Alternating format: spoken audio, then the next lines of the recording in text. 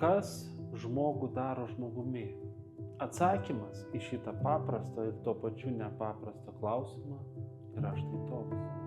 Žmogų žmogumi daro buvimas tarp žmonių. Iš prigimties mes turime visokių instinktų ir taip toliau, bet žmogiškumo mokomės būdami tarp kitų žmonių.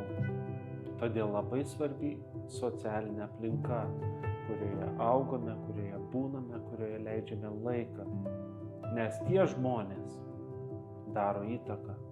Galbūt tyčia, galbūt netyčia, bet esmė tokia, kad žmogus tampa žmogumi, augdamas ir būdamas tarp kitų žmonių.